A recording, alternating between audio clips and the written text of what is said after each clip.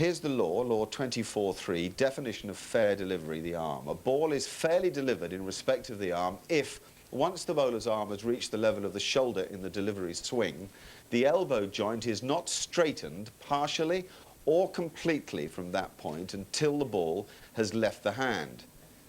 Partially or completely, I think they're very important words. This definition shall not debar a bowler from flexing or rotating the wrist in the delivery swing.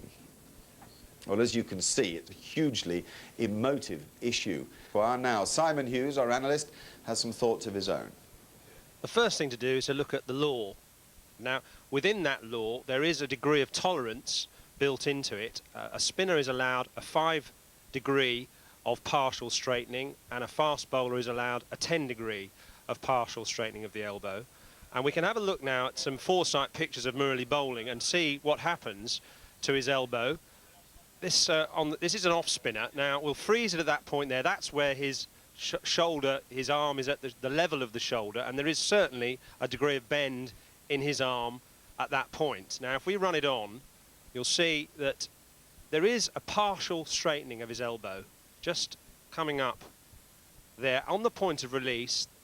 That angle from at release is a shallower angle than the one at shoulder level. There is probably, I've done a crude measurement of this with a protractor, and there's maybe about a 10 degrees of difference in those two angles, but you can judge for yourself, and I'm not claiming that's a perfect science. Now if we run that on to the doosra, a similar difference you'll see here. There is we stop the arm at the level of the shoulder. That's kind of the beginning of the delivery, really, and there is definitely a bend in the arm there. Now if we run it on, you'll see again the similar thing as with the off break. The arm does straighten to a degree. That is a much shallower angle as he releases the ball than it was at the point of the beginning of the delivery at the shoulder level. So that's the doosra, the ball that spins the other way. Now what we can do is compare how he bowls with and without the brace. The off spinner this is, and he's got the brace on. Now there's no doubt he can turn the ball an awful lot with the brace on, but there is a greater angle of bend on the left there without the brace. That's what he does in natural motion. Using the brace, because the brace is so tight, there is a shallower angle at that point of delivery. Those two delivery points where he actually releases the ball are roughly the same. A slight bend of the elbow, but that's part of his deformity. So again, there is a degree of flex in the elbow, perhaps more of a degree of flex on the left. He can't really flex his elbow much on the right. And then we'll run it on to the doosra, again comparing with and without the brace. I think he does a bit more flexing the elbow than he's maybe aware of. On the left here you can see just a little bit more kink in that elbow than he's able to do with the brace on. This is bowling the doosra, the ball that goes away from the right-handed batsman from right to left.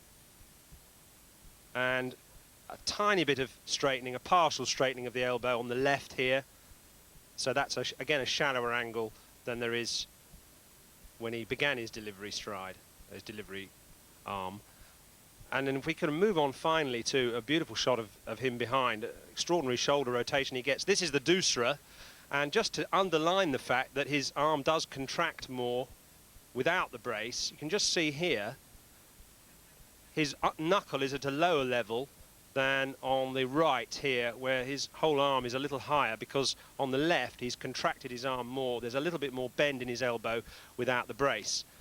And we can just run it on and you'll see he does release that ball as if it's a doosra.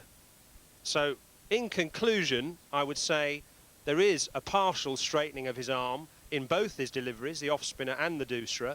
It's very difficult to say how much of a degree of straightening there is, but it looks, just from sort of using crude tools, that there is more than a 5 degrees of straightening in both his deliveries.